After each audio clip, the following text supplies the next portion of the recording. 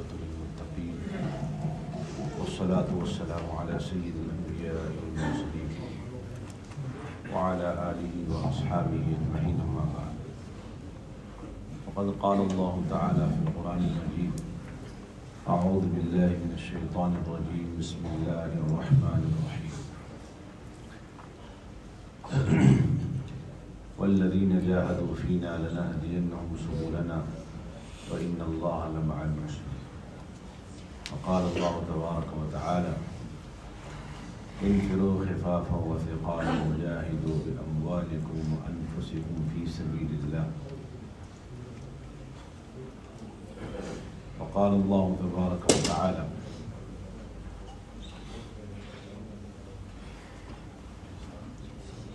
إنما يعمر مساجد الله من آمن بالله واليوم الآخر وأقام الصلاة وآتى الزكاة ولم يخش إلا الله فعسى أولئك أن يكونوا من المهتدين وقال رسول الله صلى الله عليه وسلم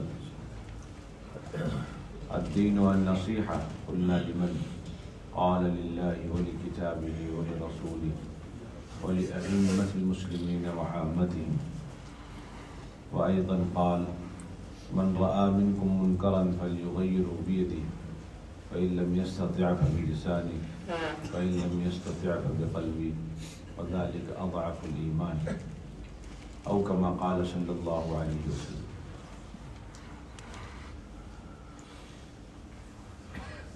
میرے محترم دوستوں، بزرگوں، عزیز ساتھیوں،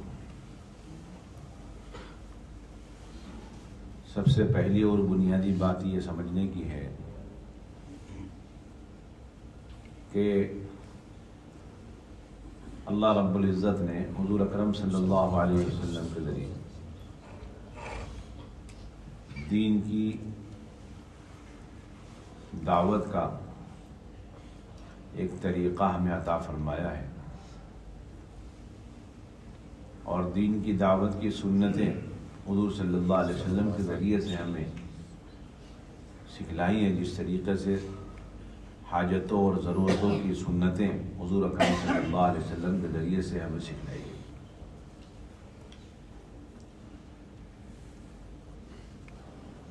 ہم دعوت کے اندر حضور صلی اللہ علیہ وسلم کی سنت اور سیرت کے ایسے ہی پابند ہیں جس طریقے سے معمولی ضرورتوں کے اندر، حاجتوں کے اندر نبی اکرم صلی اللہ علیہ وسلم کی سیرت اور سنت کے پابند. یہ بات ہرگز نہیں ہے کہ دعوت اختیاری چیز ہے اور دعوت کا طریقہ کوئی متعین نہیں ہے. یہ حالات کے اعتبار سے، زمانے کے اعتبار سے اور تجربوں کے اعتبار سے یہ بدلتا رہتا ہے، زمانے کے اعتبار سے بدلتا رہتا ہے. یہ بات نہیں ہے. جس طریقے سے قیامت تک مسواک کی سنت کا کوئی بدل نہیں ہے. قیامت تک التحیات کے اندر کلمہ شہادت کی انگلی کا التحیات میں قیامت تک کوئی بدل نہیں. کوئی یہ نہیں کہہ سکتا کہ کلمہ شہادت ہی اٹھانا کیوں ضروری ہے، ہم بیچ کی بھی انگلی اٹھا لیں گے، آگے پیچھے کی بھی انگلی اٹھا لیں گے. قیامت تک یہ متعین، قیامت تک متعین یہ والی انگلی. تو جب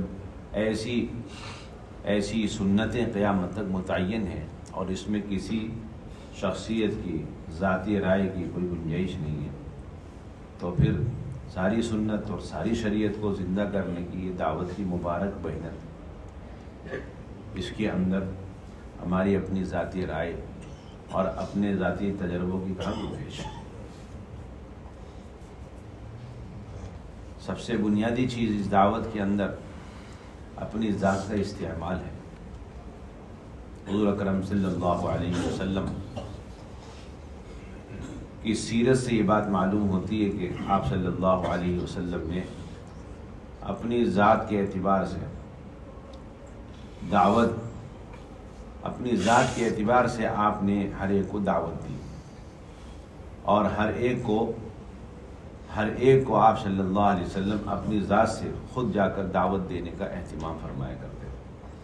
کسی شخص کا درجہ اور حق اس سے کم نہیں سمجھتے تھے کہ اس کو دعوت دی جائے، ہر حال میں، ہر جگہ اور ہر موقع پر آپ صلی اللہ علیہ وسلم سے دعوت ثابت ہے۔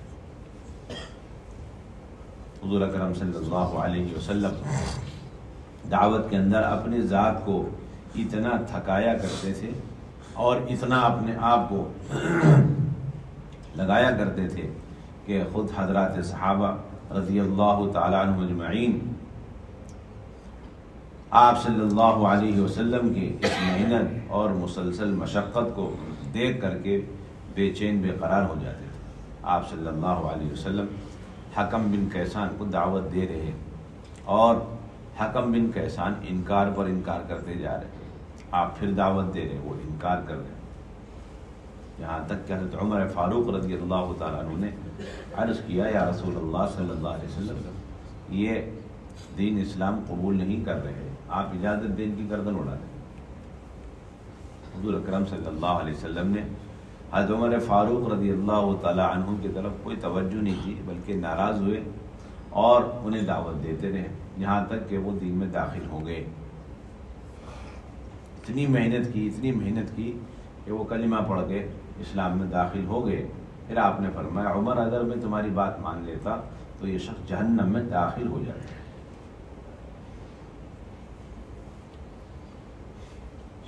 اس سے آپ اندازہ لگائیں کہ حضور صلی اللہ علیہ وسلم کا لوگوں کو دعوت دینے کا طریقہ کیا تھا، اور آپ صلی اللہ علیہ وسلم لوگوں کو دعوت دینے کا کتنا اہتمام فرماتے اور اس میں آنے والی ناگواریاں مشقتیں آپ کتنی برداشت کیا کرتے تھے۔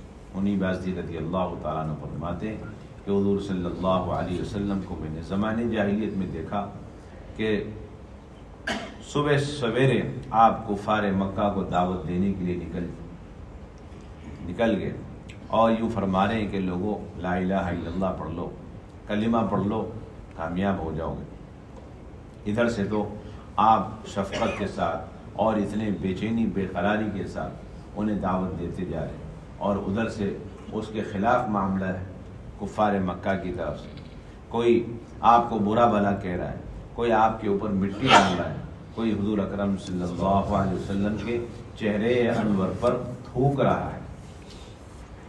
اسی حالت میں دوپہر ہو گئی، کام کرنے والے حضرات اگر اپنے سامنے کام کی دعوت کی سیرتیں نہیں رکھیں گے تو پھر ان کے لیے 2.5 گھنٹے 2 گھنٹے یہ قابل اشکال بن جائیں گے کہ 2 گھنٹے 2.5 گھنٹے کریں کیا پوچھیں گے،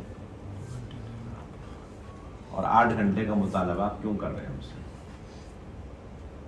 یہ سوال ہی پیدا اس لیے ہوا کہ ہم نے اس کو کسی ذاتی تجربے اور رائے کا نتیجہ سمجھا ہے، سیرت ہمارے سامنے نہیں،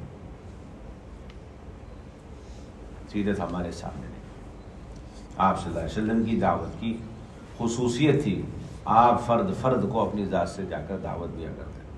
آپ کو معلوم ہوا کہ ایک یہودی غلام جو آپ کی خدمت کیا کرتا تھا وہ بیمار ہو گیا، تو آپ صلی اللہ علیہ وسلم خود کی عیادت اور اس کو دعوت دینے کے لیے خود بخود تشریف لے گئے، پہنچتے ہی دعوت دے دی۔ وہ اپنے ابا کو دیکھنے لگا، وہ بھی یہودی تھا، اس نے کہا اطیع ابا القاسم کہ محمد صلی اللہ علیہ وسلم کی بات کو مان لو۔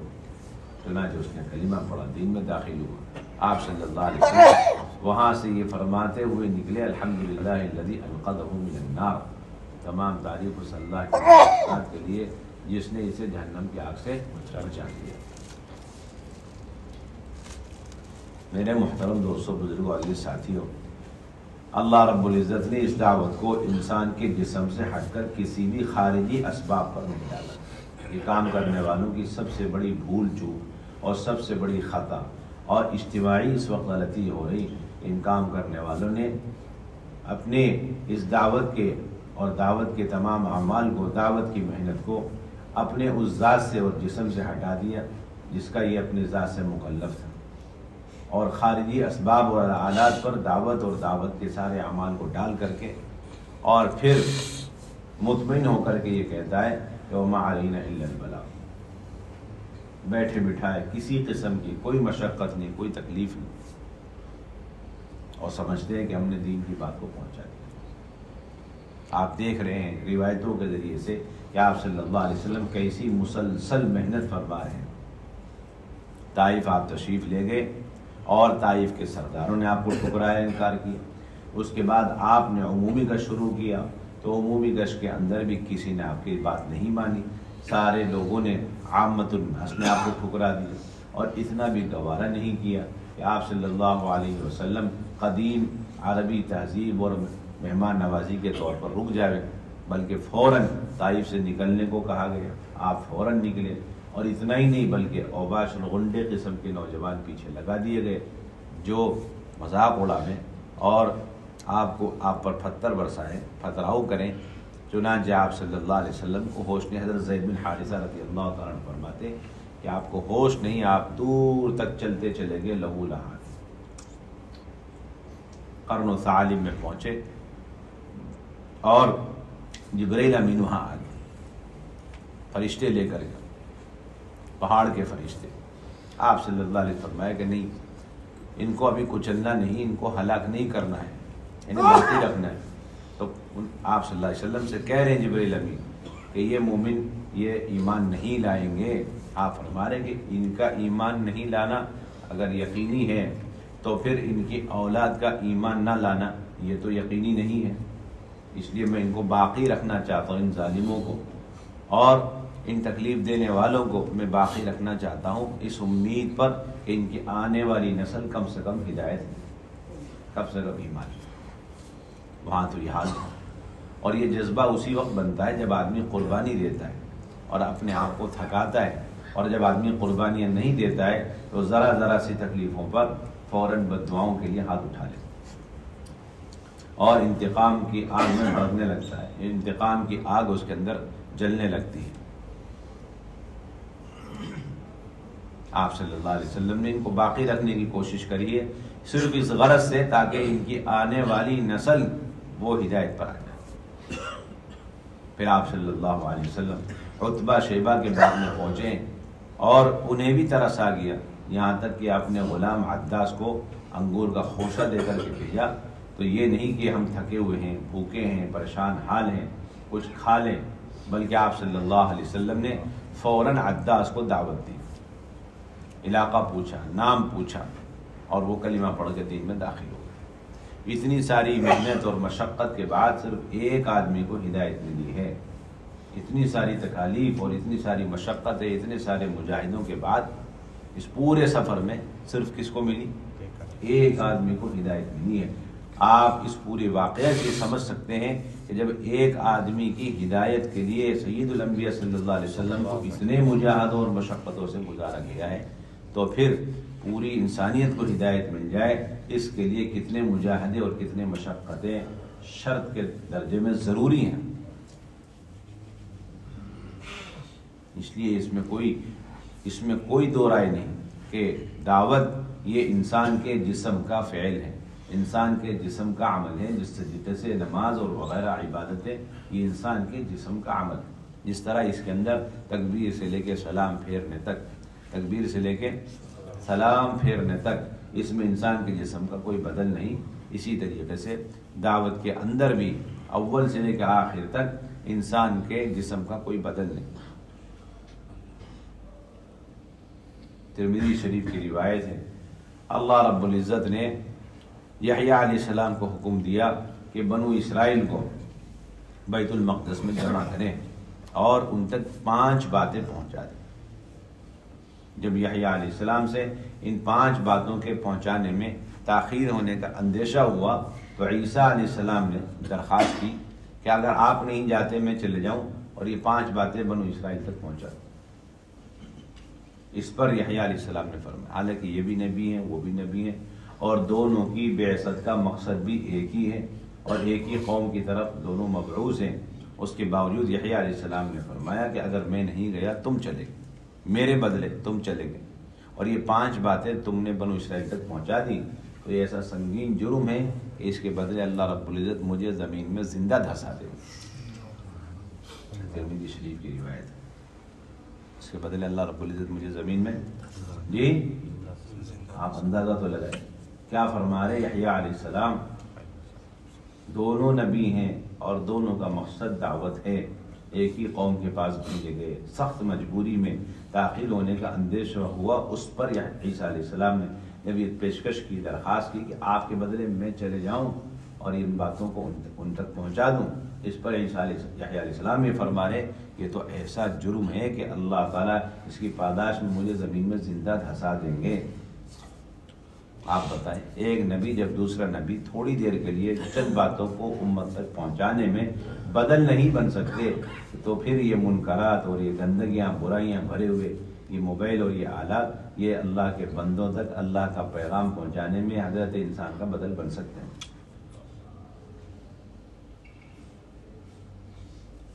یہ تو دین کی دعوت کے ساتھ سراسر ظلم و زیادتی اور ایک اعتبار سے مذاقی مذاق ہے۔ اور یہ کہہ دینا کہ اس زمانے میں سہولتیں نہیں تھی، آج کے زمانے میں سہولتیں دی گئی، سہولتیں نہیں نحوستیں ہیں۔ اگر اللہ کے نزدیک یہ راستے پسندیدہ ہوتے، ہم قسم کھا کے یہ بات کہہ سکتے ہیں آج قرن اول سے زیادہ لوگوں کو اندر ہدایت اور علم ہوتا۔ اگر یہ راستہ اللہ کے نزدیک پسندیدہ ہو تو آج کے دور میں قرن اول سے زیادہ خیر اور برکتیں، ہدایتیں اور علم پھیلا ہوا نظر آتا۔ لیکن آپ اندازہ لگائیں گے اتنی سارے راستوں کے باوجود بھی جہالت ہی غالب ہے، گمراہیاں ہی غالب ہیں، کیونکہ یہ راستے ہیں ہی گمراہی پھیلانے کے لیے، یہ راستے نور پھیلانے کے ہو ہی نہیں سکتے۔ بنیادی چیز ہے۔ اس لیے حضرت مولانا یوسف صاحب، حضرت مولانا الیاس صاحب رحمہم اللہ ہمیشہ کام کرنے والوں کو رواجی طریقوں سے بچنے کی بہت تاکید فرمایا کرتے تھے، اپنے آپ کو اور اپنے کام کو رواجی طریقوں سے بچاؤ۔ رواجی طریقوں میں رواج کی ظلمت ہے، سنت طریقوں کے اندر سنت کا نور ہے، سنت طریقوں میں سنت کا نور ہے۔ جتنا آپ دین کو اور حق کو پھیلانے کے لیے رواجی طریقے اختیار کرتے چلے جائیں گے، اتنا رواج ترقی کرے گا، دین ترقی نہیں کرے گا، کیونکہ باطل تعیش کے راستے سے پھیلتا ہے اور دین مجاہدوں کے راستے سے پھیلتا ہے۔ کسی بھی قسم کی مشقت کو برداشت کر لینے کا نام مجاہدہ نہیں ہے، بلکہ اللہ کے بندوں تک اللہ کے پیغام کو نبی پاک علیہ السلام کے طریقے پر پہنچاتے ہوئے جو تکالیف اور ناگواریاں ہیں اسے اللہ کے لیے برداشت کرنا، یہ اصل مجاہدہ ہے جس پر اللہ کی طرف سے ہدایت کا وعدہ ہے۔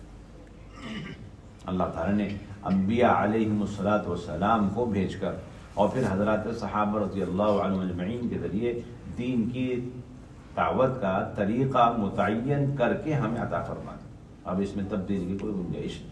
یہ اللہ کی دین کی دعوت کے ضابطے ہیں۔ اس کے ضابطے دین کے بھی ضابطے ہیں اور دعوت کے بھی ضابطے ہیں۔ اسی پر اللہ کی ساری غیبی مددیں نصرتیں موقوف ہیں۔ اللہ تعالیٰ کی غیبی مدد اور نصرتیں اس پر موقوف ہیں۔ آپ دیکھیں گے دور نبوت میں، دور صحابہ میں سب سے زیادہ غیبی مددوں اور نصرتوں اور نظام کائنات کے مسخر اور تابع ہونے کے اسباب میں اہم ترین سبب آپ کو انفرادی دعوت ملی۔ آپ صلی اللہ علیہ وسلم سفر میں ہیں اور ایک دیہاتی آپ کے سامنے آئے، آپ صلی اللہ علیہ وسلم نے فوراً دعوت پیش فرمائی۔ اس نے کہا کہ کوئی گواہ ہے؟ آپ صلی اللہ علیہ وسلم نے درخت کی طرف اشارہ فرمایا۔ وہ درخت زمین چیرتا پھاڑتا آیا حضور کے سامنے اور 3 مرتبہ گواہی آپ کی رسالت کی دی اور اپنی جگہ پہ جا کے کھڑا ہو گیا۔ نظام کائنات کا تابع اور مسخر ہونا یہ انفرادی دعوت پر موقوف۔ جتنا داعی تکالیف اور مجاہدے برداشت کرے گا اتنا مدعو کی ہدایت یا ہلاکت کے فیصلے ہو۔ مدعو کی ہدایت اور مدعو کی ہلاکت دونوں کس پر موقوف ہے؟ داعی کے مجاہدوں پر موقوف۔ حضور اکرم صلی اللہ علیہ وسلم نے ایک صحابی کو بھیجا ایک مشرک کو دعوت دینے کے لیے، ایک مشرک سردار کو دعوت دینے کے لیے وہ گئے اور دعوت دی کہ تم کلمہ پڑھ لو۔ اس نے کہا کہ جس اللہ کی تم مجھے دعوت دے رہے ہو یہ بتاؤ وہ اللہ کس چیز کا بنا ہوا ہے؟ لوہے کا ہے، لکڑی کا ہے، پیتل کا ہے، تانبے کا ہے، سونے کا ہے، چاندی کا ہے؟ یہ سوال تھا اس کا۔ وہ سمجھ گئے کہ یہ فرعون سے بھی زیادہ گیا گزرا آدمی ہے، واپس آئے۔ اللہ کے نبی نے فوراً واپس دوبارہ بھیجا، جا کے دعوت دی۔ اب جب دعوت دی تو اس نے پہلے جیسے سوالات کیے، واپس آ گئے۔ اللہ کے نبی صلی اللہ علیہ وسلم نے تبارہ بھیج دیا جا کے دعوت دو۔ اب تیسری مرتبہ جب وہ دعوت دینے لگے تو فرماتے ہیں، وہ صحابی عرض کرتے ہیں کہ میں نے اپنی آنکھوں سے دیکھا کہ بادل کا ایک ٹکڑا اللہ نے اس کے سر پر گرایا اور اس کی کھوپڑی اڑا دی۔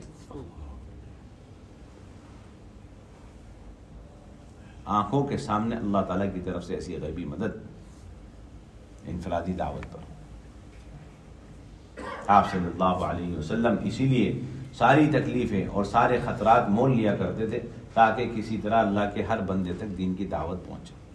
آپ نے ہجرت کا راستہ چنائی اور اختیاری اس لیے کیا تاکہ اس راستے میں موجود ڈاکوؤں کو دعوت دی جائے۔ کیا کیا جائے؟ اور ہم آج اپنی سہولتوں کے لیے دعوت کے سارے موقع گنوا دیتے ہیں۔ کیا کرتے ہیں؟ دعوت کے سارے موقع۔ اس لیے مولانا یوسف رحمۃ اللہ علیہ جب بھی ہندوستان کے اندر کہیں سفر فرماتے تھے کبھی بھی اچھی گاڑیاں، ریل گاڑیاں اختیار نہیں فرماتے تھے۔ کہتے تھے کہ اجتماع گاہ تک جتنی گاڑیاں ہیں اور ان گاڑیوں میں سے، جانے والی گاڑیوں میں سے جو گاڑی سب سے زیادہ آہستہ چلتی ہو، ہر اسٹیشن پہ رکتی ہو، اس گاڑی میں ٹکٹ ریزرویشن کراؤ۔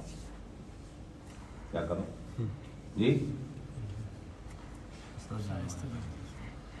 سب سے آہستہ چلنے والی ریل گاڑی اور ٹرین، اس کے اندر آپ ٹکٹ ریزرویشن کراؤ تاکہ ہر اسٹیشن میں ہم لوگوں کو دعوت دیتے ہوئے اجتماع گاہ تک پہنچے اور نبی صلی اللہ علیہ وسلم کی سواری کی کسی درجے میں مشابہت تو ہو جائے۔ اس لیے مولانا یوسف رحمۃ اللہ علیہ فرمایا کرتے تھے کہ قیامت تک آنے والی اچھی اچھی عمدہ سواریاں جو حضور صلی اللہ علیہ وسلم کی خچر سواری اور اونٹ سواری کا مقابلہ نہیں کر سکتی۔ اگر کسی مسلمان کے دل میں رائی کے دانے کے برابر حضور صلی اللہ علیہ وسلم کی اونٹ سواری، خچر سواری کے مقابلے میں آج کی سواریوں کی عظمت اگر پیدا ہو گئی تو اس کا ایمان خطرے میں ہے۔ اس کا ایمان کس میں؟ اس کا ایمان خطرے میں۔ جب ان معمولی حاجتوں، ضرورتوں کے اندر اللہ کے نبی کی یہ سنتیں متعین قیامت تک کے لیے، اگرچہ ہم اختیار نہیں کر سکتے اونٹ کی سواری،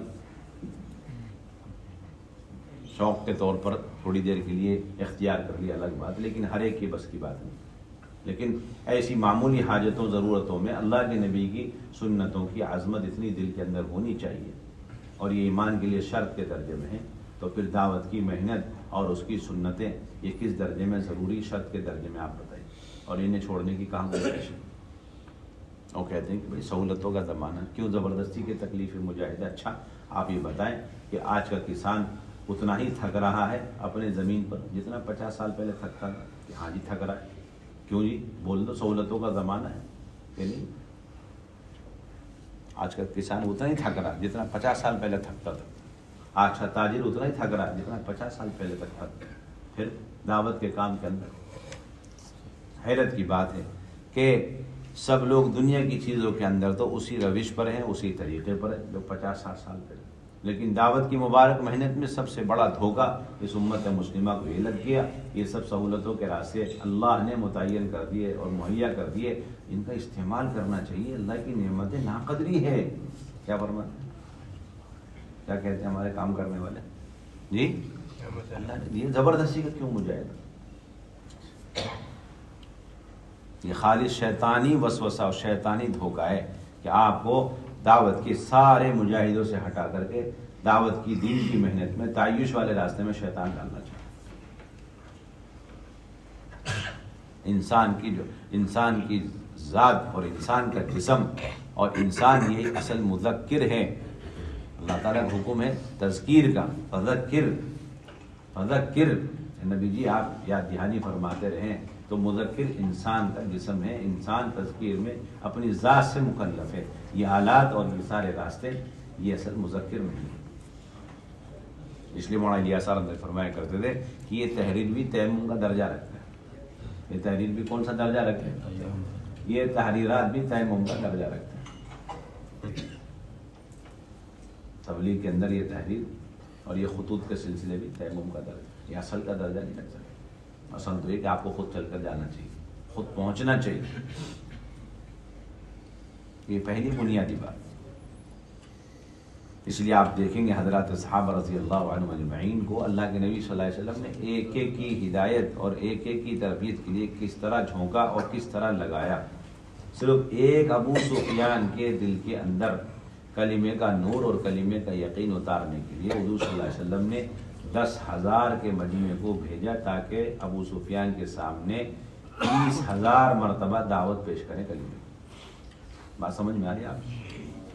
سمجھ میں آ رہی ہے آپ؟ ایک ابو سفیان، اس کے دل کے اندر کلمہ، اس کا حقیقت اور اس کا نور اور اس کا یقین اتارنے کے لیے 10,000 لوگوں کو بھیجا حضور صلی اللہ علیہ وسلم نے تاکہ وہ 30,000 مرتبہ اس کے سامنے اس کی دعوت پیش کریں.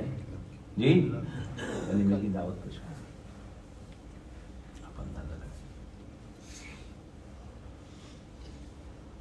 پہلے تو حضرت عباس کے ذریعے سے محنت ہوئی.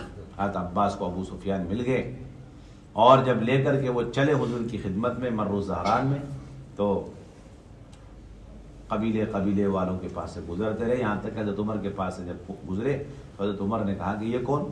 اور کھڑے ہو گئے، دیکھنے لگے، غور کر کے دیکھا کہ عباس کے پیچھے ابو سفیان دشمن اسلام. الحمدللہ الذی امکننی منہ ولیس بینہ وبیننا عہد. اللہ کا شکر ہے، اللہ نے آج دشمن پر قابو دے دیا اور میرے اور اس کے درمیان کوئی معاہدہ بھی نہیں ہے کہ میں اسے قتل کروں. تو اور فوراً حضور کی خدمت میں دوڑے حضرت عمر تاکہ اجازت حاصل کر کے انہیں قتل کر دیا جائے، اجازت حاصل کریں اور انہیں قتل کر دیا جائے. اور حضرت عباس نے اپنی جب سواری پر ایڑ لگائی تاکہ عمر سے پہلے پہنچ جائیں، عمر سے پہلے پہنچ جائیں. دونوں پہنچے. حضرت عمر نے فرمایا کہ اللہ کے نبی اللہ کا دشمن ہے، آج اللہ نے ہمیں اس پر قابو اور قدرت دے دی ہے، آپ اجازت دے دیں، بس گردن اڑا دیں، کام تمام کر دیں. ادھر حضرت عباس کا جذبہ یہ تھا کہ اللہ کے نبی آپ ایک چانس، ایک موقع اور دے دیں تاکہ میں اس دشمن پر اچھی محنت کر لوں، کلمے کے اعتبار سے ہو سکتا ہے کہ ہدایت مل جائے. ان کا بھی جذبہ صحیح تھا، ان کا بھی جذبہ صحیح تھا. ان کا جذبہ قتل کا تھا اور ان کا جذبہ دعوت کا. آپ بتائیں. تو حضرت عباس کہنے لگے اچھا عمر یہ تمہارے رشتہ دار. حضرت عمر نے کہا کہ عباس یہ تمہارے رشتہ دار. حضرت عمر نے نہیں، حضرت عباس نے کہا حضرت عمر سے یہ تمہارے رشتہ دار نہیں، اس وجہ سے تم قتل کی اجازت مانگ رہے. حضرت عمر نے کہا کہ نہیں عباس، بلکہ میرے والد کے اسلام سے زیادہ تمہارے اسلام میں داخل ہونے کی مجھے خوشی اس لیے ہے کہ میرے ابا کے اسلام سے زیادہ تمہارے اسلام میں داخل ہونے کی خوشی اللہ کے نبی کو زیادہ ہے. کوئی رشتہ داری کا تعلق نہیں، اللہ کے نبی کی خوشی کا تعلق کہ کس کے اسلام پر اللہ کے نبی کو زیادہ خوشی، میرے ابا کے یا تمہارے اسلام. اللہ کے نبی صلی اللہ علیہ وسلم نے آخر میں حضرت عباس کو موقع دیا کہ لے جاؤ اور لے جا کر کے ان کو دعوت دو. چنانچہ حضرت عباس گئے. روایتوں میں رات بھر محنت کی. کیا محنت؟ رات بھر محنت کی اپنے خیمے میں رکھ کر، اور صبح کے سویرے فجر کی اذان ہوتے ہی انہیں لے کر کے پہنچے اللہ کے نبی کی خدمت میں، اور انہوں نے کلمہ پڑھی. جب کلمہ پڑھ کے وہ واپس جانے لگے تو اللہ کے نبی نے حضرت عباس سے فرمایا انہیں واپس لے کر کے. مجھے ڈر یہ ہے کہ یہ ابھی کچے ہیں، واپس جائیں گے مکے میں کفار مکہ کے ماحول سے پھر متاثر ہو جائیں گے، اس لیے ان پر ایک اور محنت کرنے کی ضرورت ہے. کیا محنت کرنی؟ انہیں آپ پہاڑ کی چوٹی پہ لے جا کے کھڑا کرو، کونے پر، ناک کی طرح جو پہاڑ کی چوٹی نکلی ناک کی طرح کونی نکلی اس کونے پہ لے جا کے انہیں کھڑا کرو. چنانچہ وہاں لے جا کے کھڑا کیا. حضرت ابو سفیان ڈر گئے کہ اچھا دھوکے سے مجھے قتل کرنا ہے، لیکن یہ قریش لوگوں کا یہ مزاج نہیں دھوکے سے کسی کو قتل کرنا، یہ تو اللہ کے نبی کا امر ہے، حکم ہے تمہیں یہاں کھڑا کرنا. پھر اللہ کے نبی صلی اللہ علیہ وسلم نے اپنے 10,000 کے لشکر کی جماعتیں بنائی. 1,000 کی ایک جماعت بنائی اور 700 کی، 800 کی، 400 کی، 250 کی، 300 کی، الگ الگ ٹولیاں بنائی، جماعتیں بنائی. اس کے امیر متعین تھے اور پھر ہر ایک جماعت کو کہا کہ اس تنگ وادی سے گزرنا جس کے اوپر ابو سفیان کھڑے، اور جب اس کے سامنے آ جانا اور سیٹ میں کھڑے ہو جانا تو 3 مرتبہ اللہ اکبر کہنا. کتنی مرتبہ کہنا؟ جی 3 مرتبہ اللہ اکبر. چنانچہ ہر جماعت وہاں سے گزری تنگ وادی سے، تاکہ دیر تک جماعتیں ان کے سامنے سے گزرتی رہی، اور ہر جماعت ان کے سامنے سے گزرتے ہوئے ٹھہر کر کے اطمینان سے کیا کہیں؟ اللہ اکبر کہے. چنانچہ 10,000 کا مجمع دھیرے دھیرے دھیرے اپنی اپنی امیروں کے ساتھ ٹولیوں کی شکل میں، جماعت کی شکل میں وہاں سے گزرتے رک کر کے 3 مرتبہ اللہ اکبر کہتا ہوا گزرتا. تو 10,000 لوگوں کو 30,000 مرتبہ دعوت دلوائی ہے تاکہ ایک ابو سفیان کے دل کے اندر کلمے کا نور اور کلمے کا یقین اتر جائے. امت نے آج یہ محنت بلا دی. آج ایک آدمی بیان کرنے والا 30,000 کا مجمع، اور وہاں ایک آدمی ہے اس کے دل کے اندر اللہ کا یقین، کلمے کا یقین، کلمے کا نور اتارنے کے لیے کتنے لوگوں کو بھیجا جا رہا؟ جی 10,000 لوگ. اور کتنی مرتبہ انہوں نے دعوت پیش کری؟ 30,000. یہ اصل کلمے کی دعوت ہے جس امت نے بلا دی. یہ انفرادی دعوت ہے. اس کے نتیجے میں ابو سفیان اتنے پختہ ہوئے ہیں کہ سارے کفار مکہ کی ہدایت کا اللہ نے ان کو ذریعہ بنا دیا. اب جب پلٹے ہیں وہ مکے تو داعی بن کر گئے. کیسے پہنچے ہو آپ بتا؟ پورے لشکر کو اللہ کے نبی نے حرکت میں ڈال دیا تو ان کی ایک آدمی کی ہدایت کی. پھر ماحول میں رکھا انہیں. کس میں رکھا؟ ماحول میں رکھا. رات بھر ماحول، دن میں بھی ماحول. یہ محنت ہے. یہ دعوت کی سنتیں ہیں. بڑے اہتمام سے حضرت جی مولانا یوسف رحمۃ اللہ علیہ نے دعوت کی ان سنتوں کو حیات الصحابہ میں جمع کیا. قیامت تک یہ دعوت کے ضابطے ہیں. اس میں کسی کی رائے کی کوئی گنجائش نہیں ہے. اس لیے پہلی بنیادی ذمہ داری انفرادی دعوت کا اہتمام کرنا ہے. بالخصوص اجتماعات کے موقع پر جتنی انفرادی دعوت کا اہتمام ہوگا اتنا اللہ رب العزت ایک ایک فرد کی ہدایت کے فیصلے فرمائیں گے. جس طرح یہاں پورا اجتماع ہے، 10,000 کا مجمع ہے، لیکن ایک نئے آدمی جو ابو سفیان ہے ان پر محنت کا اتنا اہتمام کہ پورا لشکر ان کے اندر کلمے کے یقین کو اتارنے کی محنت میں لگ گیا.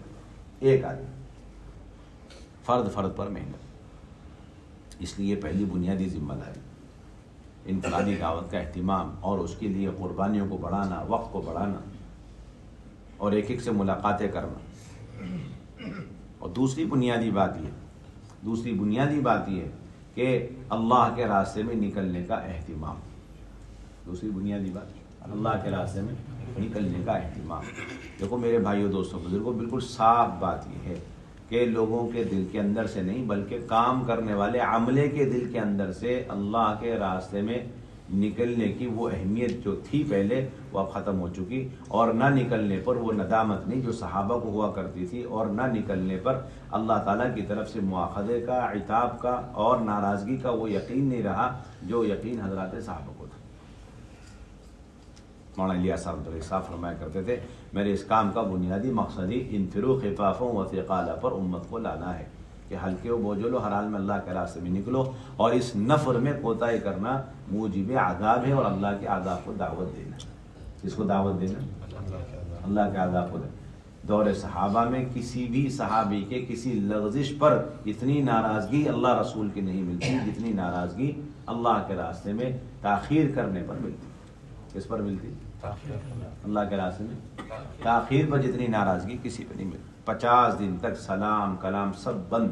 بلکہ مولانا یوسف کے بیانات کے اندر ہے کہ ان کے ساتھ اتنا بڑا ہنگامہ ہی اس لیے کھڑا کیا گیا تاکہ قیامت تک امت کو تعلیم دے دی جائے کہ اللہ کے راستے میں تاخیر کرنا کتنا بڑا سنگین جرم ہے.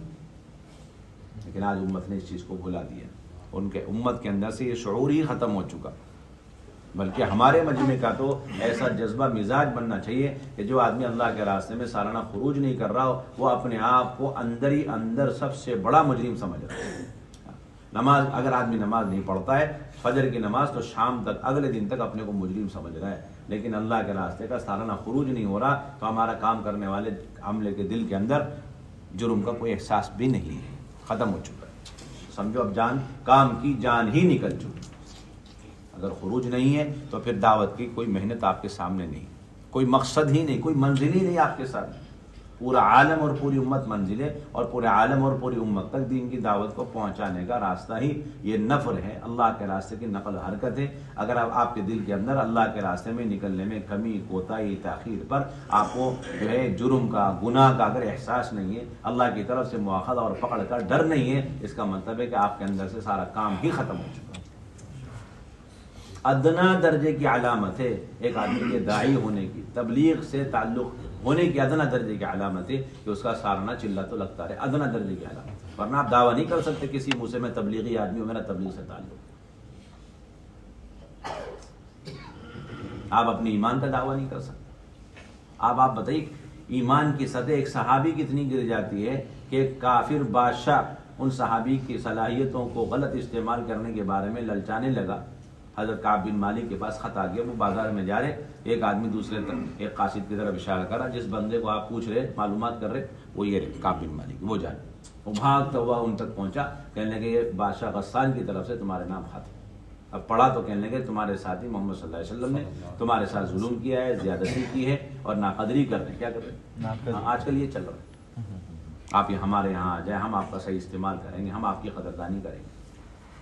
یہ مدعو ہونے کے علاوہ انہوں نے پڑھتے ہی انا للہ پڑھی اور اسے تنور میں جھونک دیا, اور یہ کہنے لگا اچھا ایک مرتبہ میں کیا نہیں نکلا اللہ کے راستے میں کہ اس سے میری ایمان کی سطح اتنی نیچے گر چکی ہے کہ ایک ظالم ایک عیسائی بادشاہ میرے بارے میں للچانے لگا اور مجھے غلط استعمال کرنا چاہتا ہے. یعنی میں اتنا گر گیا ہوں. تو مخلص تھے, سمجھ میں آ گیا. جب اخلاص نہیں ہوتا ہے سمجھتے کہ دیکھو یہ لوگ قدر نہیں کر رہے, دیکھو دوسرے لوگ میری قدر کر رہے ہیں, تو کیا فرق پڑتا ہے اگر ادھر استعمال نہیں تو ادھر چلے جائیں. بات اصل میں یہ ہے کہ اگر خروج چھوڑ دیا تو خدا کی قسم آپ کو باطل استعمال کر رہا ہے, آپ کو پتہ تک بھی نہیں. آپ عبادتیں کرتے رہے, نمازیں پڑھتے رہے, زکوٰۃ دیتے رہے, حج پہ حج کرتے رہے, عمرے پہ عمرے کرتے رہے, ان سب کے باوجود آپ کی ساری طاقتیں اگر اللہ کے راستے میں نہیں لگ رہی, سالانہ خروج نہیں ہو رہا, ماہانہ خروج, خدا کی قسم آپ باطل پھیلانے میں لگے پڑے ہوئے. آپ کا یہ غلط خیال ہے, غلط گمان ہے کہ میں دین کا کام کر رہا ہوں. اپنی ذات سے نمازیں پڑھ کر اپنے مقام پر بیٹھے رہنا, یہی اصل اللہ کی طرف سے دھمکی کا ذریعہ بنا ہے. انصار مدینہ کے لیے انہوں نے بیٹھ کے مشورہ کر لیا تھا کہ 6 مہینے ہم نے اتنی محنت کری, اتنی نصرتیں کری ہیں کہ ہمارے گھروں کے چولہے بجھ چکے ہیں اور فقر و فاقے کا دور دورہ ہو چکا ہے. اب دین کے بڑے مددگار تیار ہو چکے ہیں, ہم جائیں گے, سالانہ تو خروج کریں گے, لیکن وہ جو تقاضے پر اچانک ایک دم سے ایک تقاضا آتا تھا, فوراً نکلتے تھے پکے پکائے کھجوروں کو, باغات کو, کھیت کو چھوڑ کر کے. وہ سلسلہ تھوڑا 6 مہینے تک تھوڑا روکتے تھے. کتنے مہینے تک روکتے؟ 6 سال تک نہیں. اور یہاں کتنوں کا خروج ہے؟ 6 سال کے 12 سال ہو رہے, کچھ پتہ ہی نہیں. اور وہ مشورے کے ساتھی ہیں, مشورے کے ذمہ دار ہیں, اعلیٰ درجے کے ساتھی ہیں, اسوہ ہے, نمونہ ہے. کس چیز کے اسوہ ہے, کس چیز کے نمونہ, ہمارے تو آج تک سمجھ میں نہیں آتا جب خروج ہی نہیں آپ کا. نہیں, کس چیز کے نمونہ یہ بتائیے جب آپ کا سالانہ خروج نہیں. حضرت ابی بن کعب, حضرت ابی بن کعب رئیس القراء, ان سے بڑا درجہ ہو گیا. ان کا تو حال یہ تھا کہ ایک مرتبہ سالانہ خروج چھوڑ دیا, اور صرف اس وجہ سے کہ اس سال جو جماعت کا امیر ہے ایک نوجوان ہے, انہوں نے سوچا اس نوجوان کے ساتھ جا کے میں کیا کروں. جیسے آج کل کام کرنے والوں کا مزاج ہے کہ نیوں کے ساتھ کیوں جاگے, جو بے اصولیاں کریں, دعوت کے اصول نہیں جانتے. ہم تو جائیں گے سارے پرانے اکٹھے ہو کر کے جائیں گے. جب وقت لگاؤ تو صحیح لگاؤ, اصول پسند اور اصول کو جاننے والوں کے ساتھ جاؤ, تاکہ خوب اصولوں کو مذاکرہ کر کے کام کو سیکھ لیں. سارے کام کرنے والوں کا ایک ساتھ اکٹھے ہو کر کے نکلنا, یہی سب سے بڑی بے اصولی ہے تبلیغ کرنا. یہ کیا ہے سب سے بڑی بے اصولی؟ سارے کام کرنے والے اکٹھے ہو کر کے جا رہے ہیں, یہ سب سے بڑی بے اصولی. ورنہ اللہ کے نبی صلی اللہ علیہ وسلم کی مستقل سنت تھی کہ اگر ایک جماعت کے اندر اس امت کا اعلیٰ ترین فرد صدیق اکبر ہیں تو اسی جماعت کے اندر اس زمانے کا 1 نمبر کا سب سے بڑا ڈاکو عامر ربیل کو لگا کے بھیجا جا رہا. اتنا خطرناک ڈاکو, جس کو ربیل کا, عربی میں ربیل کہتے ہیں اس آدمی کو, اس ڈاکو کو کہتے ہیں جو تنہا پورے قافلے پر حملہ کرے, پورا مال ان کا لوٹے, اس آدمی کو کیا کہتے ہیں؟ ربیل کہتے ہیں. تو عامر ربیل اسی جماعت میں صدیق اکبر کے ساتھ ایک ساتھ ان کی ترتیب بنائی جاتی. آپ اندازہ لگائیں, کوئی گنجائش ہی نہیں ملے گی صحابہ کے درمیان. تو حضرت کعب بن مالک تو 1 سال نہیں گئے اور اس پر وہ افسوس کر رہے ہیں, حالانکہ کبھی ان کا خروج نہیں چھوٹا, سالانہ خروج بڑی پابندی تھی. اور بخار کے ساتھ, کس کے ساتھ؟ ہم نے دعا مانگی تھی, اللہ ایسا بخار مجھے دے دیجئے جو موت تک میرے ساتھ لگے, لیکن دعوت کے کسی کام, دین کے کسی کاموں میں رکاوٹ نہیں. چنانچہ اسی وقت بخار ان پر چڑھا اور موت تک وہ بخار رہا. جسم میں حرارت رہی, جب انتقال ہوا وہ حرارت ختم ہو اور سالانہ خروج نہیں چھوڑا. ادھر حضرت ابو بکر رضی اللہ تعالیٰ کا حال یہ تھا, اتنا اصرار تھا, انہوں نے صاف کہہ دیا بہت بڑا دھوکہ کام کرنے والوں کو یہ لگ گیا کہ بھائی یہ اللہ کے راستے کا خروج اور اللہ کے راستے کا نفر, یہ تو اس زمانے میں اس وقت تھا جبکہ قتال کا سلسلہ تھا. اب تو قتال نہیں ہے, اس لیے یہ نفلی ہے, زاہدی چیز ہے, اختیاری چیز ہے, لگا لو, نہ لگا لو, کوئی پوچھ کیا ضرورت ہے, آپ اتنا زور کیوں دیتے ہیں نکلنے میں. اچھا آپ حیات الصحابہ کا عنوانات پڑھتے نہیں ہیں, کتنا زور دے دے کر کے مختلف پیرائے میں، مختلف اسلوب میں حضرت مولانا یوسف رحمۃ اللہ علیہ نے اللہ کے راستے کے نفر کو، خروج کو اور نکلنے کو ضروری قرار دیا۔ اگر کوئی آدمی اللہ کے راستے کے خروج کو چھوڑ دیتا ہے اور اپنے زمینداری، کھیتی باڑی، اپنے گھر کے کام کاج میں لگ جاتا ہے تو اللہ تعالیٰ کی طرف سے ذلتوں کے مسلط ہونے کی زبردست دھمکیاں موجود ہیں۔ دلوں پر مہر لگ جاتے ہیں جب آدمی اللہ کے راستے کے نفر کو چھوڑ دیتا ہے، دلوں پر اللہ تعالیٰ مہریں لگا دیتے۔ اللہ تعالیٰ نے فرمایا صاف طور پر جو لوگ اللہ کے راستے میں نہیں نکل رہے اصلاً وہی فتنے میں مبتلا ہونے والے لوگ۔ سارے فتنوں کا دروازہ اللہ کے راستے کے نفل حرکت کو چھوڑنے کے بعد سے شروع ہو جاتا ہے۔ الا فی الفتنۃ سقطوا۔ تو یہاں انصار مدینہ نے صرف 6 مہینے کے مشورے کیے، 6 سال کا نہیں، کتنے مہینے؟ 6 مہینے کہ 6 مہینے ہم اپنے سارے کام کاج کو ٹھیک کریں گے اور اعمال دعوت کے ساتھ مقام پر رہیں گے، آنے والی جماعتوں کی نصرتیں، آنے والے قبیلوں کی نصرتیں، سب کچھ اس پر، یعنی اپنے مقام پر اعمال دعوت کے ساتھ رہنا، خروج کو چھوڑ کر کے، یہ اللہ کے نزدیک ایسا ناپسندیدہ عمل کہ اللہ نے آیت اتار دی وَأَنفِقُوا فِي سَبِيلِ اللَّهِ وَلَا تُلْقُوا بِأَيْدِيكُمْ إِلَى التَّهْلُكَةِ کہ اپنے آپ کو ہلاکت میں مت ڈالیں۔ کس کو مت ڈالیں؟ ساتھیوں کے اندر سے احساس نکل چکا، سارا ارتداد ہی وجود میں آیا صرف اس وجہ سے کہ صحابہ رضی اللہ عنہم اجمعین نے حضور صلی اللہ علیہ وسلم کی وفات کے بعد صرف چند دن کے لیے بہت بڑی دینی مصلحت کے پیش نظر تھوڑا سا خروج میں تاخیر کر دی، سارے روانہ ہو، بلکہ روایتوں میں مولانا یوسف کے بیانات کے اندر ہے کہ لوگوں کے پاؤں رکابوں میں جا چکے تھے، سوار ہونے کے لیے تیار تھے، اچانک حضور کی وفات کی خبر ملی، حضرت اسامہ واپس آ گئے، حضرت عمر واپس آ گئے، سارے کے سارے جروف سے واپس آ گئے، کہنے لگے کہ بس، کہنے کہ مکہ، طائف اور مدینے کو چھوڑ کر سارا جزیرۃ العرب مرتد۔ اب اتنی سی تاخیر پر اتنے بہترین زمانے میں اتنا زبردست ارتداد آ سکتا ہے تو آج کے زمانے میں خروج نہ کیا جائے تو کتنا ارتداد عام ہوگا، اندازہ تو لگے۔ اور پھر حضرت ابوبکر رضی اللہ تعالیٰ نے باصرار حضرت اسامہ کی جماعت کو روانہ کیا، چاہے کچھ بھی ہو جائے، مدینے میں کتنی بڑی تباہی، بربادی، ہلاکت آ جائے، یہاں تک کہ ازواج مطہرات کا انتقال ہو جائے اور یقینی طور پر معلوم ہو جائے کہ درندے ان کی لاشوں کو مدینے کی گلیوں میں کھینچتے پھر رہے ہیں اور انہیں کوئی دفن کفن کرنے والا نہیں ہے، تب بھی اسامہ کی جماعت کو میں روانہ کر کے رہوں گا۔ بھلا ابو بکر میں اتنی طاقت کہاں سے آ گئی کہ اسامہ کی جماعت کو روک دے، جسے اللہ کے نبی نے اس وقت تیار کیا جبکہ وحی کا سلسلہ تھا، اپنے ہاتھ سے جھنڈا تیار کر کے اسامہ کو عطا فرمایا، انہیں امیر بنایا، نہ میں امیر بدلوں گا، نہ جھنڈا بدلوں گا، نہ جماعت کو روکوں گا۔ ابو بکر کو پھر کون سا زمین انہیں سایہ دے گا، کون سی زمین اسے اٹھائے گی؟ اتنا بڑا جرم کہ اسامہ کی جماعت کو روک دے۔ صرف فرائض پر امت کو لانے کے لیے اور فرائض کی کمی کو دور کرنے کے لیے انہوں نے قتال کیا۔ ہم قتال کو صرف اسلام کی دعوت کے لیے سمجھتے، لیکن فرائض پر امت کو جمع کرنے کے لیے قتال کو ضروری نہیں سمجھتے اور خروج اور جہاد کو ضروری نہیں سمجھتے۔ یہ سب سے بڑی بھول ہے۔ یہ تو سمجھ میں آتا ہے کہ میں اللہ کے راستے میں نکلنا، قتال، تاکہ لوگ دین میں داخل ہو جائیں، لیکن یہ نہیں معلوم جو دین میں داخل ہو چکے لیکن خروج کے ترک کرنے کی وجہ سے ان کے اندر فرائض میں کمی آ گئی، اس فرائض پر امت کو دوبارہ جمع کرنے کے لیے صدیق اکبر نے کیسا قتال، کیسا اہتمام کیا جماعت کو روانہ کرنے کا، یہ ہمارے اندر سے نکل چکا۔ چنانچہ ارتداد کے سارے گاؤں دیہات کی پٹیاں بنا کر کے حضرت اسامہ کو روانہ کیا۔ آج یہ بھی بڑی بیماری، ماحول میں جاؤ، کہاں جاؤ؟ مریدین کی جماعت بنانا، مریدین کے حلقوں میں لے جاؤ، کینسر کی بیماری کی طرح چل رہی، مریدین کی جماعت بناؤ اور مریدین کے حلقوں میں لے کر کے چلے جاؤ۔ میں ارتداد کی پٹی متعین کر کے تھی صدیق اکبر رضی اللہ عنہ، چنانچہ وہ جماعت جہاں جہاں سے گزری وہ سارے کے سارے دوبارہ پلٹ کر دین میں داخل ہوئے اور نقد حضرت اسامہ کے ساتھ لگ کر کے آگے تقاضے پر روانہ ہو۔ صرف ایک نقل و حرکت کی برکت سے سارا ارتداد ختم ہو گیا۔ آج امت بھلا چکی اس کو۔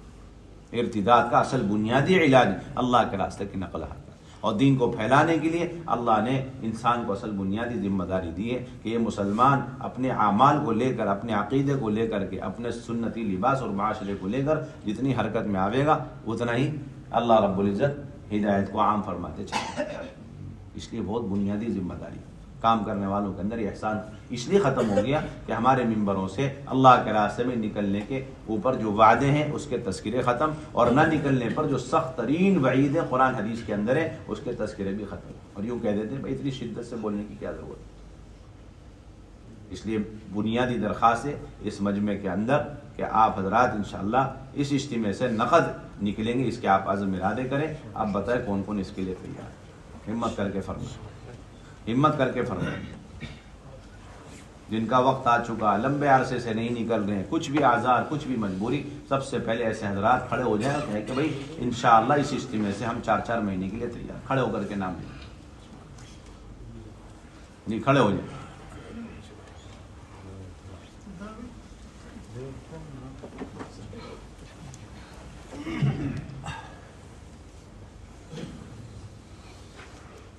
کہ بھائی نکلنے کا ارادہ نہیں ابھی تک، بھائی نکلنے کا ارادہ نہیں ابھی تک، جی ارادہ نہیں نکلنے کا ابھی تک. اگر ہے تو کھڑے ہو جائیں، بسم اللہ کھڑے ہو جائیں، جلدی جلدی کھڑے ہو جائیں. وہ اجتماعی نہیں ہے جس کے اندر سے بکھرنا ہی نہ ہو. مولانا یوسف رحمۃ اللہ علیہ فرمایا کرتے تھے اکٹھے ہو گئے اور پھر اللہ کے راستے میں نہیں نکلے. جیسے جمع ہوئے بیانہ سنے واپس چلے گئے. یہ تو کوئی اجتماعی نہیں تبلیغ. جمع ہوئے اور اس کے بعد اللہ کے دین کی نسبت پر ہم بکھر گئے، یہ اصل اجتماع ہے. اب فرمائے ہمت کر کے انشاءاللہ، بیرون کے اعتبار سے بھی فرمائے، اندرون کے اعتبار سے بھی فرمائے. جی کون کون تیار ہے؟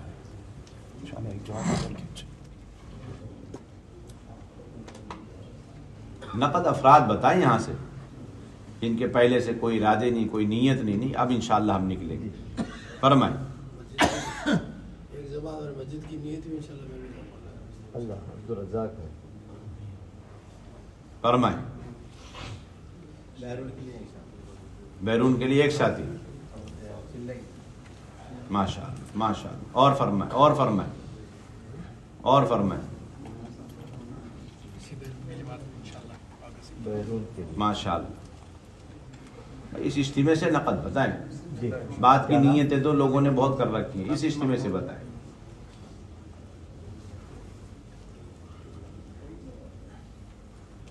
جی اور فرمائیں، اور فرمائیں. جوڑ سے مستورات کی جماعت میں نکلے. جون سے، جوڑ سے نہیں ملا دیا. اچھا جوڑ اور جون کو ملا دیا. جی فرمائیں، اور فرمائیں، اور فرمائیں. آپ حضرات ماشاءاللہ یہاں رہے تھے، اتنی سہولت آپ کے لیے ہو گئی کہ آپ کا ایک مرتبہ 4 مہینے لگ گیا، آپ بیرون جا سکتے. جی 2 مہینے نہیں بلکہ آپ چلہ مستورات میں جا رہے ہیں، اس کی اجازت ہے. 4 مہینے نہیں جا رہے، آپ چلے میں بیرون جا رہے ہیں. اتنی ساری فیسلٹی، اتنی ساری سہولتیں. اگر 10 سال آدمی آ رہے اور ترتیب سے اپنا وقت اندرون بیرون لگائے تو میں سمجھتا ہوں 1 سال اندرون 1 سال بیرون، تو 10 سال میں معمولی درجے کا ایک ساتھی ہمارا 5 ملکوں تک اللہ کے بندوں کو اللہ کا پیغام پہنچا سکے. یہ آپ سوچیں. انشاءاللہ مستورات میں 40 دن جیسے ترتیب بن جائے. جی اور فرمائیں، اور فرمائیں.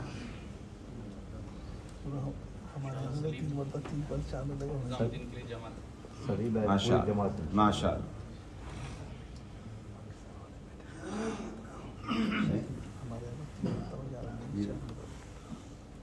اور فرمائیں، اور فرمائیں.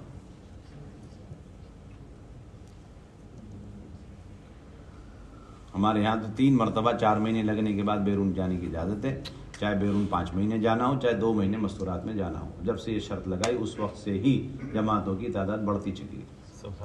دونوں اعتبار سے، ایک تو بیرون کی جماعتیں بڑھ گئی اور دوسرے اندرون کی 4 مہینے کی جماعتیں بڑھ گئی. ہر ایک کو یہ ہے کہ بھائی اپنی جو ہے کارروائی مکمل کرنی ہے، 3 مرتبہ 4 مہینے لگانے. دیکھو میرے بھائیو دوستو بزرگوں، معمول کا پورا کرنے کا نام ہی اصل انحطاط تنزلی ہے. لوگوں کا سب کا ذہن ہے ایک معمول ہے اسے پورا کرو. نہیں ہمارے کوئی معمول نہیں، ہم ایک معمول کو پورا کر دیں. آپ 1 سال تک 1000 روپے یا 1000 دینار یا 100 دینار مہینے کی سیلری پر آپ راضی ہیں؟ یہ بتائیے. 1 سال، 2 سال تک، 3 سال. جب آپ معمول والے ایک سیلری پر 1 سال تک، 2 سال تک راضی نہیں ہے، ایک معمولی سی دنیا کے ایک معمول پر آپ راضی نہیں ہیں، تو پھر دعوت کے محنت کے اندر آپ ایک معمول پر اڑ جاویں اور اسی پہ ٹھہرے رہ جاویں، یہ تو عین تنزلی ہے. اس پر آپ کیسے راضی ہیں؟ مولانا الیاس صاحب علی بہت صاف طور پر، حاجی عبدالوہاب صاحب رحمۃ اللہ علیہ ہمیشہ یہ بات کہتے ہوئے کہ بیانات کے اندر موجود ہے کہ جب تک یہ امت سالانہ 4 مہینے لگانے کو اپنی زندگی کا جز نہیں بنائے گی اس وقت تک ایمان کی حلاوت محسوس نہیں. سالانہ 4 مہینے فرمائے ہمت کر کے فرمائے انشاءاللہ۔ تو کویت کا مجمع تو پورے عالم میں ہدایت کے پھیلنے کا ذریعہ بننا چاہیے، عرب ہو عجم ہو ہر جنس یہاں سے ایسا خروج کرے کہ پورے عالم میں جہاں جماعتیں کوئی بھیج نہیں پا رہا وہاں کویت والے جماعتیں بھیج رہے ہیں۔ ہر تقاضے عالم کے ہر طرح کے کویت والوں کے ذریعے سے پورا ہونا چاہیے۔ نیت کرتے ہیں انشاءاللہ اللہ تعالیٰ وہ دن بھی لائیں گے، کوئی مشکل بات نہیں، آپ ہمت ہے فرمائیں انشاءاللہ، نیت کریں گے انشاءاللہ۔ اب آپ کے پاس اجتماع کے دن ہیں موجود ہیں، آپ بھی ارادے کریں اور اپنے حلقوں میں چل کے پھر کے محنت کریں، انفرادی دعوت کا اہتمام، اپنی قربانیاں بڑھائیں اور اپنی محنتیں بڑھائیں، کریں گے انشاءاللہ۔ اللہ تعالیٰ